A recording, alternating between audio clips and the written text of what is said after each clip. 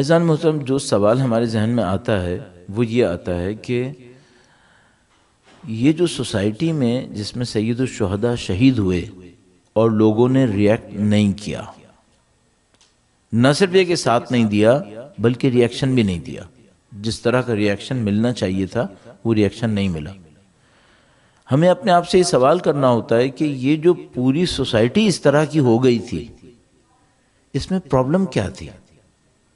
کیوں ایسا ہوا؟ اگر ہمیں یہ پتہ چل جائے کہ کیوں ایسا ہوا، یہ سوسائٹی جو بالکل جس کو آپ کہہ سکتے ہیں بھئی یہ ڈیڈ سوسائٹی ہو گئی تھی، وہ ریئیکٹ نہیں کر رہی ہے، امام حسین اس کو بلا رہے ہیں نصرت کے لیے، وہ آ نہیں رہی ہے، جب نصرت کا وعدہ کرتی ہے تو وعدے کو پورا نہیں کرتی ہے، اس کے بعد امام شہید ہو جاتے ہیں تو وہ ریئیکشن نہیں دکھاتی ہے۔ یہ جو سوسائٹی کی حالت ہے، یہ حالت کیوں آئی ہے؟ کیوں ایسا ہوا؟ جبکہ ہم سب جانتے ہیں، وہ جو ہم اور آپ دہراتے ہیں مختلف جگہوں کے اوپر، کہ یہ وہ سوسائٹی نہیں تھی جو رسول اللہ کو نہ جانتی ہو، سید الشہداء کو نہ جانتی ہو، نہیں جانتے بوجھتے تھے۔ شاید ایسا تھا، بلکہ یقیناً ایسا تھا کہ سب کے سب امام کو امام معصوم نہیں مانتے تھے۔ یہ تو ہمیں معلوم ہے کہ امام کہتے تھے، امام معصوم نہیں مانتے تھے۔ امام کیوں کہتے تھے؟ چونکہ اللہ کے رسول نے فرمایا تھا، الحسن والحسین امامان قاما او قعودا۔ یہ حدیث سننے والے سینکڑوں لوگ اس وقت بھی زندہ تھے، اس حدیث کو بیان کرنے والے سینکڑوں لوگ اس وقت بھی زندہ تھے جنہوں نے رسول اللہ سے یہ جملے سنے تھے۔ تو امام تو کہتے تھے لیکن امام معصوم نہیں مانتے تھے۔ بہت سارے لوگ تھے جو امام معصوم نہیں مانتے تھے، چلو امام معصوم نہیں مانتے تھے، کم سے کم اللہ کے رسول کے اس قول کے مطابق امام تو کہتے تھے، ساتھ کیوں نہیں دیا؟ تو اب ہمیں اس میں کچھ روٹس ڈھونڈنے پڑیں گے کہ بھئی کوئی تو روٹس ہوں گے یہاں پہ جس کی وجہ سے یہ سب یزیدی بنتے چلے جا رہے تھے۔ اب یزیدی جو تھا وہ جنرلائز ٹرم ہو گئی، ایک طرف حسینی ایک طرف یزیدی۔ حسینی وہ ہے جو یا امام حسین کے لشکر میں ہے یا امام حسین کے ساتھ ذہن سے ہے، اور یزیدی وہ ہے جو یا تو یزید کے لشکر میں ہے یا اپنی فکر میں یزید کے ساتھ ہے۔ اور کل میں نے آپ کی خدمت میں عرض کیا تھا، فرزدق نے بہت اچھا کہا۔ فرزدق نے کہا کہ امام یہ جو کوفی ہیں ان کے دل تو آپ کے ساتھ ہیں لیکن ان کی شمشیریں آپ کے خلاف ہیں۔ اس جملے میں ایک اور بہت خوبصورتی ہے، اس کا مطلب ہے صرف دلوں کا امام کے ساتھ ہونا حسینی نہیں بناتا۔ یہ بہت عجیب معاملہ ہے۔ یہ جو کوفی تھے ان کے دل امام کے ساتھ تھے۔ فرزدق نے کہا، اچھا امام نے بھی یہ نہیں کہا کہ مثلا فرزدق تمہارا بیان صحیح نہیں ہے، تمہاری اسٹڈی صحیح نہیں ہے، تم نے سوسائٹی کو صحیح نہیں سمجھا۔ نہیں، امام نے کہا صحیح، دل تو آپ کے ساتھ ہیں لیکن شمشیریں آپ کے خلاف ہیں۔ اس کا مطلب کیا ہے؟ اس کا مطلب ہے صرف دلوں کا امام حسین کے ساتھ ہونا حسینی نہیں بناتا۔ حسینی بننے کے لیے عمل میں ظاہر ہونا ضروری ہے، دلوں میں ہونا کافی نہیں ہے۔ کیوں؟ یہ جو دلوں میں تھا اور عمل میں نہیں تھا، اسی سے تو عبید اللہ ابن زیاد نے فائدہ اٹھایا۔ لوگ نہیں سامنے آئے، اس نے سید الشہداء کو شہید کر دیا، لوگ دلوں میں لیے بیٹھے رہے۔ اور یہ جو دلوں میں لیے بیٹھے تھے وہ اتنا اچھا اپنی دانش میں لیے بیٹھے تھے کہ 13 محرم کو کوفہ خوب رویا امام کے غم میں۔ بی بی جب تشریف لائیں تو ان کے سامنے خوب روئے کوفی، اور خوب رو کر کہا کہ بی بی اب آپ قدم بڑھائیں، ہم آپ کا ساتھ دیں گے۔ اور بی بی نے فرمایا، یا اہل الغدر، اے منافق لوگو، تم لوگ اب کہہ رہے ہو 3 دن پہلے کہاں تھے جب میرا بھائی شہید ہو رہا تھا؟ تو دلوں کا ساتھ ہونا، زبانی کلامی دعوے کرنا، یہ حسینی بننے کے لیے کافی نہیں ہے۔ حسینی بننے کے لیے کچھ پریکٹس میں لانا پڑتا ہے۔ تو ہمیں اور آپ کو یہ دیکھنا ہوتا ہے، عزیزان محترم، دیکھیے ابھی صورتحال اور پیچیدہ ہو گئی، کمپلیکیٹڈ ہو گئی۔ وہ یہ کہ سوسائٹی کے دل میں بھی امام حسین ہے، زبان پہ بھی امام حسین ہے، جذبات میں بھی امام حسین ہیں، پھر بھی حسینی نہیں ہے، عمل میں آئے۔ اچھا اب دیکھیے پھر ایک اور سوال کرنا پڑے گا، جب دل میں بھی امام ہے، زبان پہ بھی امام ہے، اور ایموشنز اور سینٹیمنٹس میں بھی امام ہے، تو پریکٹس میں ریفلیکٹ کیوں نہیں ہوا؟ پریکٹس میں ریفلیکٹ ہونا چاہیے نا۔ بھئی مثلا فرض کر لیجئے عاشور کا دن آپ اور میں عاشور کے دن ہمارے دل میں امام، ہماری زبان پہ امام، ہمارے جذبات میں امام، تو پریکٹس میں ریفلیکٹ ہوتا ہے۔ وہ کیا ریفلیکٹ ہوتا ہے؟ آپ گھر سے نکلتے ہیں، گھر سے باہر جاتے ہیں، کسی جلوس میں جاتے ہیں، کسی مجلس میں جاتے ہیں، کسی موقع پہ پہنچنے کی کوشش کرتے ہیں، پریکٹس میں کچھ ریفلیکشن آتی ہے۔ اور اگر وہ پریکٹس میں ریفلیکشن نہ آئے تو سامنے والے کو میں کیا بولوں گا؟ کہوں گا ٹھیک ہے بھائی، تمہارے دل میں امام ہے، تمہاری زبان پہ امام ہے، تمہارے ایموشنز میں امام ہے، لیکن کچھ کرو بھی تو صحیح آخر۔ تو عزیزان محترم، یہ ایک اور کمپلیکیشن آ گیا کہ یہ کون سی کنڈیشن ہوتی ہے جس کنڈیشن میں دل پہ، زبان پہ، جذبات پہ سب میں امام ہوتا ہے لیکن عمل میں ریفلیکٹ نہیں ہوتا۔ یہ کیوں ہوتا ہے ایسا؟ اس کو ہمیں اور آپ کو اچھی طرح اسٹڈی کرنا چاہیے۔ اور یہاں سے ہم پہلے نقطے کی طرف پہنچنا چاہ رہے ہیں جس سے حسینی بنتے ہیں اور نعوذ باللہ تعالی لشکر یزید کے لوگ بھی تشکیل پانا شروع ہو جاتے ہیں۔ درود بھیجے گا محمد و آل محمد پر، محمد و آل محمد عجل فرجہم۔ عزیزان محترم، یہاں پر ایک عجیب صورتحال ہمارے پاس آتی ہے، جیسے کہ میں نے ابھی آپ کی خدمت میں عرض کیا، وہ یہ کہ ایک قوم ہے، امام کو مانتی ہے، کہتی ہے، جذبات بھی دکھاتی ہے، سب کچھ کر رہی ہے، لیکن جب کام کا وقت آتا ہے تو وہ کام نہیں کرتے جو ان کو کرنے چاہیے تھے۔ اچھا، اب ایک اور عجیب بات ہے، صرف 50 سال پہلے اس قوم نے وہ سب کیا تھا جو اسے کرنا چاہیے تھا۔ یہی قوم تھی، 50 سال پہلے اس قوم نے وہ سب کیا تھا جو اس کو کرنا چاہیے تھا۔ 50 سال پہلے کا مطلب کیا ہے؟ جب اللہ کے رسول ہجرت کر کے مدینہ آئے، وہ تشریف لائے، تو ان کے سامنے بہت تھوڑے سے لوگ تھے۔ ان تھوڑے سے لوگوں سے اللہ کے رسول نے ایک سوسائٹی تشکیل کی، اسٹیبلش ہوئی۔ اس سوسائٹی نے صرف زبان سے نبی کا ساتھ نہیں دیا، صرف دل سے نہیں دیا، صرف جذبات سے نہیں دیا، نہیں، عمل بھی کیا۔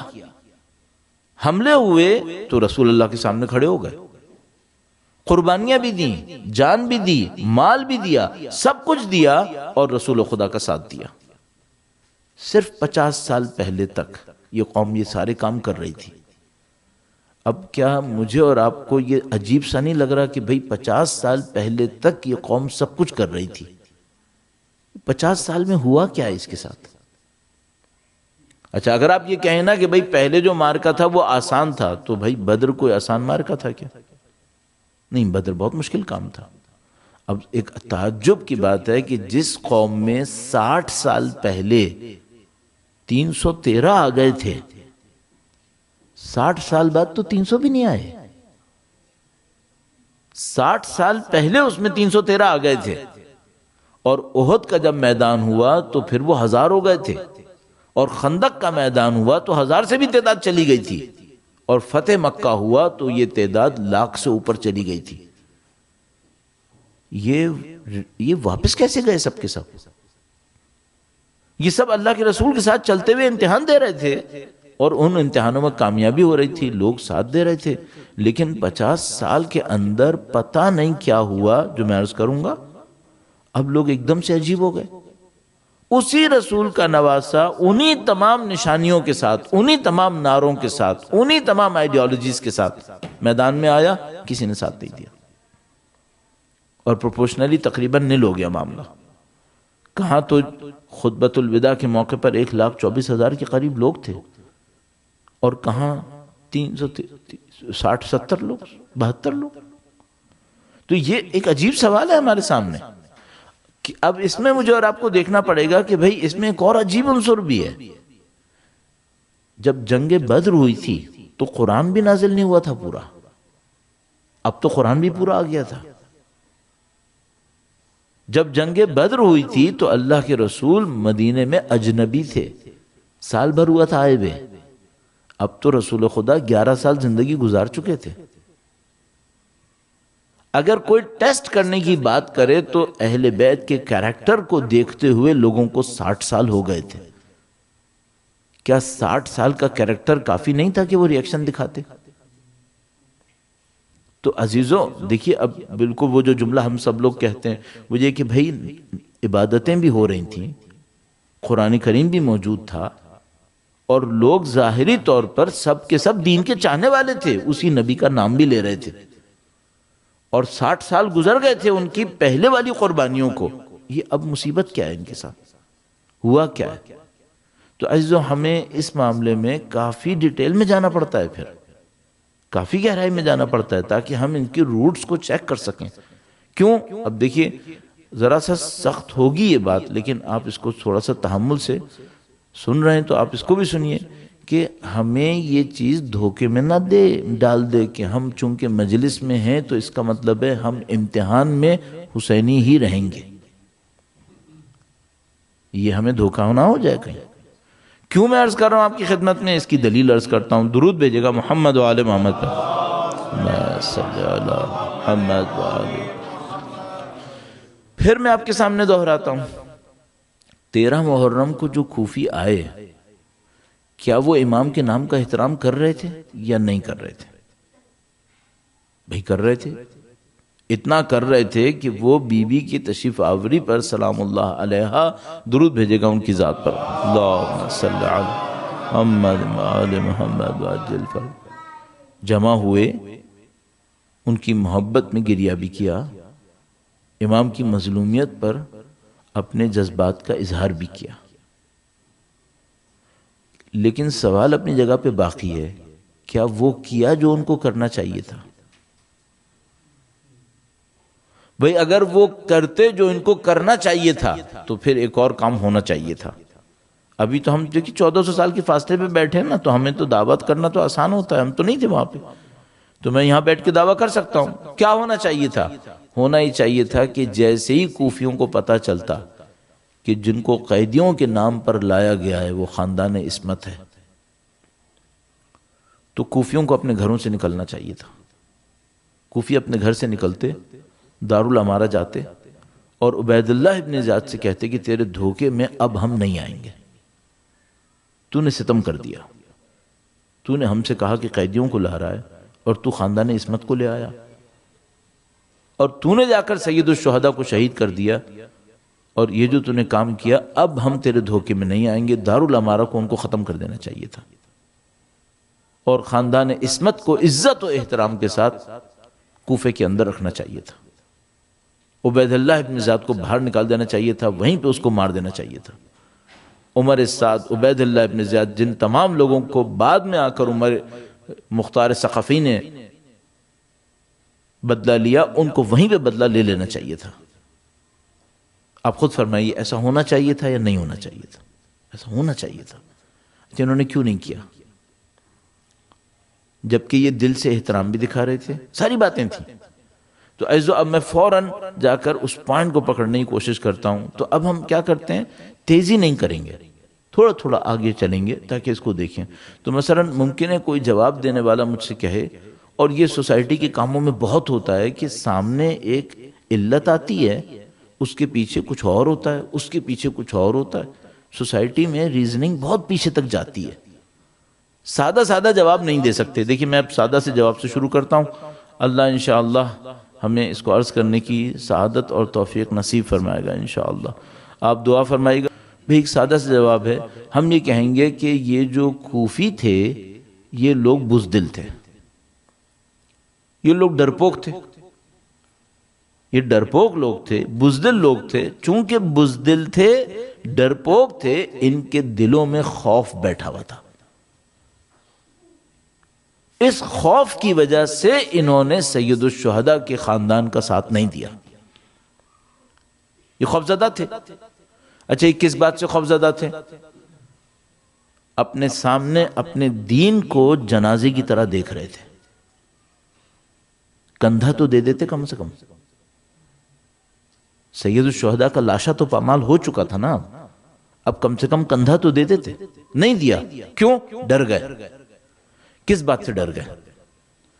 عبید اللہ ابن زیاد سے ڈر گئے۔ کیا ڈر تھا عبید اللہ ابن زیاد سے؟ عبید اللہ ابن زیاد سے ڈر یہ تھا کہ اگر ہم اس کے خلاف بولیں گے تو یہ مروا دے گا۔ وہ بہت طاغی آدمی تھا، بہت ظالم آدمی تھا، ذرا سی بات کرنے پر لوگوں کی گردن کاٹنا اس کے لیے مشکل کام نہیں تھا، فوراً مروا دیتا تھا۔ آپ نے یقیناً سنا ہوگا کہ عبداللہ بن عفیف ازدی نے دربار میں جب سید الشہداء کے سر اقدس کو سنا کے لایا گیا ہے، وہ نابینا تھے، انہوں نے آواز اٹھائی اور کہا کہ تو جس کے لیے کہہ رہا ہے کہ وہ غلط تھے وہی حق پر تھے۔ عبید اللہ ابن زیاد دربار میں بیٹھ کر خاندان عصمت کے خلاف، جس کو ہم لوگ اردو میں کہتے ہیں ہرزہ سرائی کر رہا تھا، غلط باتیں کر رہا تھا۔ انہوں نے نابینا تھے، انہوں نے سنا، کہا یہ تو جو کچھ کو کہہ رہا ہے یہ سب جھوٹ ہے، خاندان عصمت کا مقام بہت بلند ہے۔ اس نے اشارہ کیا کہ اس کو پکڑ لو۔ جیسے اس کو پکڑنے آئے اس نے آواز دی، اس نے کہا ازدی قبیلہ کہاں ہے؟ قبیلہ کھڑا ہو گیا، سارا جوان کھڑے ہو گئے، شمشیریں نکال لی انہوں نے۔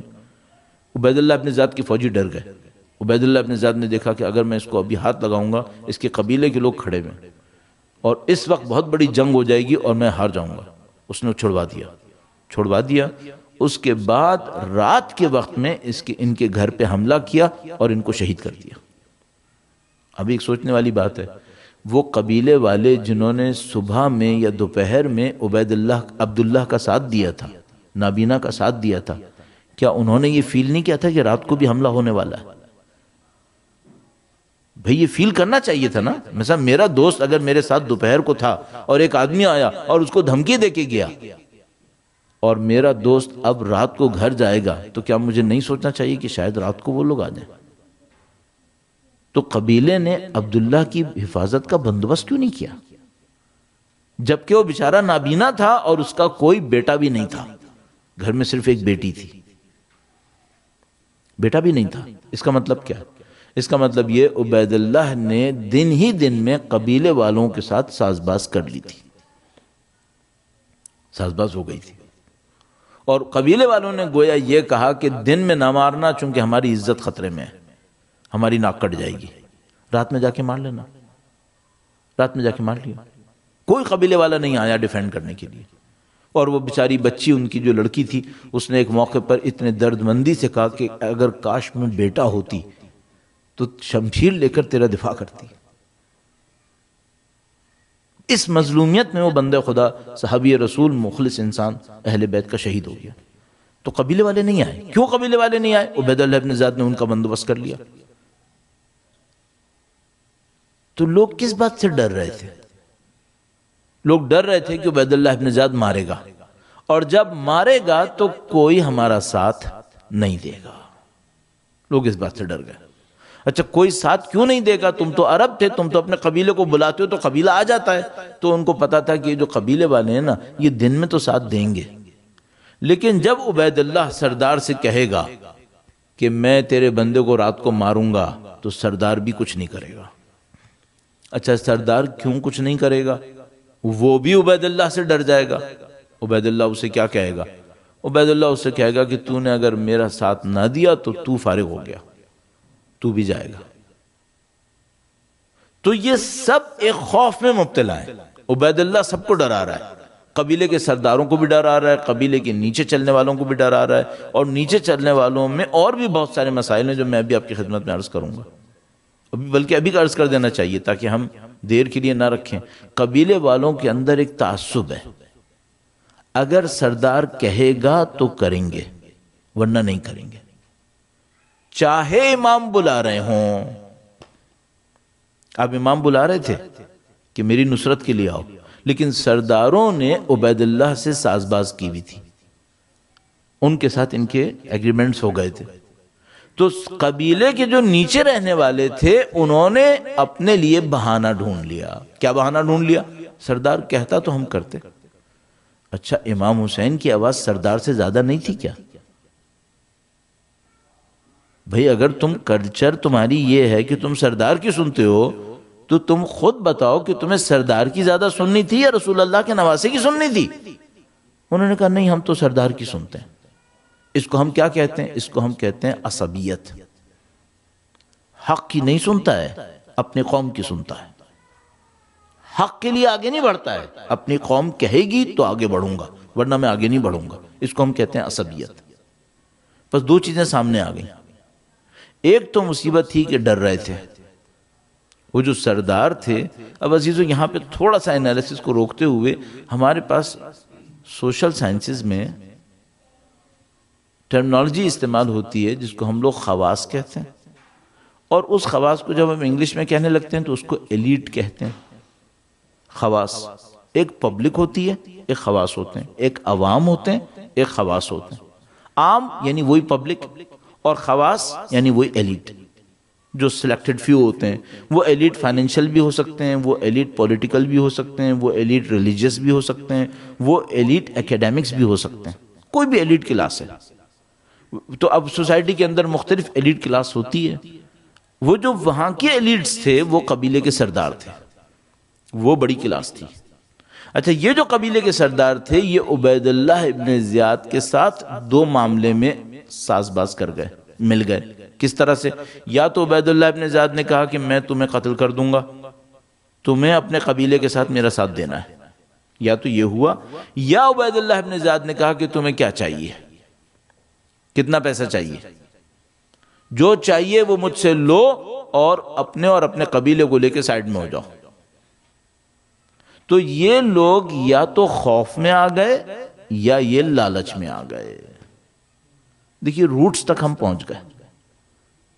یہ جو قبیلے کے سردار تھے، اب میں نے دو کیٹیگریز کر دی سوسائٹی کو. ایک تو ان کی ہو گئی ایلیٹ کلاس جو قبیلے کے سردار تھے، اس میں بڑے بڑے ریلیجیس لیڈرز بھی شامل تھے، مذہبی رہنما جو قاضی کی طرح کے تھے. مثلا قاضی شریح کا معاملہ بہت مشہور معاملہ. تو یا تو وہ کلاس تھی جو اوپر کی کلاس تھی، یا وہ تھی جو نیچے کی پبلک تھی. وہ جو اوپر کی کلاس تھی اس کو دو چیزیں مار گئیں. یا تو اس کو خوف مار گیا، فیئر، کہ یہ مجھ سے یہ لے لے گا، مجھ سے یہ لے لے گا، مجھے مروا دے گا، میرا گھر برباد کر دے گا، میری کھیتی اجاڑ دے گا، مجھ سے قبیلے کی سرداری لے لے گا، کسی اور کو سردار بنا دے گا. یا تو ان کو یہ خوف مارا گیا، یا ان کو لالچ آئی. جب اس نے پیسہ رکھا ان کے سامنے، جب ان کے سامنے مختلف چیزیں رکھی، یہ ختم ہو گئے معاملے میں. تو عزیزو یہ جو ایلیٹ کلاس تھی یہ تو لالچ اور خوف میں آ گئی. لیکن سوال یہ ہے کہ وہ جو نیچے والے لوگ تھے ان کو تو پیسہ نہیں مل رہا تھا. پیسہ جو دیا گیا تھا وہ تو سرداروں کو دیا گیا تھا، نیچے والوں کو تو پیسہ نہیں مل رہا تھا. ان کے ساتھ کیا مصیبت آئی تھی؟ یا ان کو خوف آیا تھا یا ان پر عصبیت آئی تھی. عصبیت کیا ہے؟ وہی بائسنس. میں قبیلے کے ساتھ چلوں گا اور اگر قبیلہ کچھ اور کرے گا تو میں علیحدہ ہو کر کام نہیں کروں گا، اس سے نہیں لڑوں گا. اس عصبیت میں اتنے آگے گئے کہ امام حسین کا بھی ساتھ چھوڑ دیا. تو عزیزو ہمارے پاس تین برائیاں سوسائٹی کی آ گئیں. ایک خوف، دوسری لالچ، اور تیسری عصبیت. ان تین نے مل کر سوسائٹی کو سید الشہداء سے دور کر دیا. اچھا اب دیکھیے میں فوراً ریزلٹس لینے کی کوشش کروں گا. درود بھیجے گا محمد و آل محمد پہ. صلی علی محمد و آل محمد وعجل فرج. بھئی فوراً ریزلٹس لیتے ہیں. وہ یہ کہ جہاں عبید اللہ ابن زیاد اور یزید جیتتے ہیں، عبید اللہ ابن زیاد، عمر ابن سعد، شمر، یزید جیتتے ہیں، وہ کامیاب ہو جاتے ہیں. وہ کون سی جگہ ہوتی ہے؟ جہاں لوگوں میں خوف ہوتا ہے، جان کا خوف، مال کا خوف، عزت کا خوف. جہاں لوگوں میں لالچ ہوتی ہے اور جہاں لوگوں میں حق کی پیروی نہیں ہوتی، عصبیت ہوتی ہے. حق پہ نہیں چلتے، اپنے دماغ سے کچھ اور اصول بناتے ہیں، اس پہ چلتے ہیں. تو جہاں خوف ہے، جہاں لالچ ہے، جہاں عصبیت ہے، سمجھ جانا یہ یزیدیت ہے. یہاں یزیدیت پروان چڑھے گی، یہاں یزیدیت کا جھنڈا خوب اونچا ہوگا. کیوں؟ جیسے یہ لوگ یزید سے نکلنے لگیں گے، یا انہیں خوف دلائے گا، یا انہیں لالچ دے گا، یا ان کو عصبیت میں مارے گا. اور جب یہ لوگ اس میں پھنس جائیں گے، اب یہ لوگ حسینی نہیں بنیں گے. اچھا جب حسینی نہیں بنیں گے تو اب دیکھیے تین کوالٹیز، غلط کوالٹیز پتہ چل گئیں. خوف زدہ ہونا، خوف، لالچ، عصبیت. اچھا جب ان کے اوپر خوف آتا ہے، جب ان کے اندر لالچ ہوتی ہے، جب ان کے اندر عصبیت ہوتی ہے، تو یہ امام حسین کا ساتھ نہیں دیتے. دل میں امام حسین ہوتے ہیں یا نہیں ہوتے؟ اس کوشچن کو سوچیے دوبارہ سے. جب لالچ ہوتی ہے، خوف ہوتا ہے، عصبیت ہوتی ہے، امام حسین کا ساتھ نہیں دیتے. دل میں امام حسین ہوتے ہیں یا نہیں ہوتے؟ ہوتے ہیں. جذبات امام حسین کے ساتھ ہوتے ہیں یا نہیں ہوتے؟ جذبات بھی ہوتے ہیں، اور بہت معذرت کے ساتھ، بالکل دس بستہ ہاتھ جوڑ کر. بعض اوقات ہم واقعاً ہاتھ جوڑنا پڑتے ہیں. یہی قوم جو لالچی تھی، خوف زدہ تھی، عصبیت میں تھی، یہ امام حسین کے لیے روئی تھی یا نہیں روئی تھی؟ روئی بھی تھی، پھر بھی حسینی نہیں تھے. زبان سے امام کا نام لے رہے تھے، جذبات میں امام کے لیے کہہ رہے تھے، اظہار غم بھی کر رہے تھے، پھر بھی حسینی نہیں تھے. کیوں؟ دلوں میں خوف تھا، دلوں میں لالچ تھی، دلوں میں عصبیت تھی. اب ان کے مقابلے میں ہمیں ایسا گروہ دیکھنا پڑے گا جس کی نشانی جذبات نہ ہو، زبان نہ ہو، رونا نہ ہو، کچھ اور ہو. وہ کیا ہو؟ نمبر 1، خوف زدہ نہ ہو، اس میں خوف نہ ہو. نمبر 2، ان میں لالچ نہ ہو. نمبر 3، حق پر چلنا جانتے ہوں. بس درود بھیجے گا محمد و آل محمد پر. محمد و آل محمد وعجل فرج. بس عزیزان محترم، جہاں آپ نے کسی قوم میں خوف دیکھا، لالچ دیکھی اور عصبیت دیکھی، سمجھ جائے گا یہ امام کا حسین کا ساتھ نہیں دیں گے. چاہے وہ، اب میں پھر ایک سخت جملہ عرض کر رہا ہوں، چاہے وہ لبیک یا حسین بھی کہہ رہے ہو، وہ ساتھ نہیں دیں گے، وہ ہرگز ساتھ نہیں دیں گے. اچھا، کون سی قوم ساتھ دے گی؟ جو اس رونے کے ساتھ، اس لبیک کے ساتھ، نمبر 1، بے خوف ہو، اس کے دل میں خوف نہ آئے. کیوں؟ خوف آیا تو پھر یہ گئی. نمبر 2، لالچ میں نہ آئے، لالچی پن دکھایا تو یہ لوگ پھر گئے. نمبر 3، صرف ایک اصول جانتا ہو، حق پہ چلنا ہے، حق پہ چلنا ہے. اور اس حق پہ چلنے میں کسی کی بھی مخالفت سے، اب قرآن کریم کی ایک آیت لے کر آتا ہوں، لا یخافون لومۃ لائم، روایات کا حصہ ہے، زیارت میں بھی آتا ہے، لا یخافون لومۃ لائم، کسی مذمت کرنے والے کی مذمت سے، کسی کرٹک کے کرٹیسزم سے حق پر چلنے میں نہیں ڈرتے.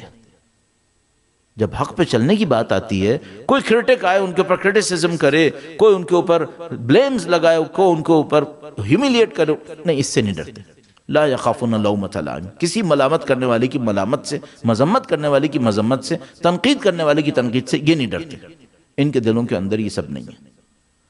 اگر آپ کو یہ پارٹ مل گیا، نہ خوف ہو، نہ لالچ ہو، اور نہ ان کے اندر کسی کی بات سے ڈر ہو کہ کوئی ہمیں کیا کہے گا، کوئی ہمارا ساتھ دے گا یا نہیں دے، اگر 3 چیزیں ایسی مل گئیں آپ کو، پھر یہ کہے لبیک یا حسین، آپ سمجھ جائے گا یہ لشکر حسینی ہے، پھر یہ لشکر حسینی ہے. درود بھیجے گا محمد و آل محمد پر. محمد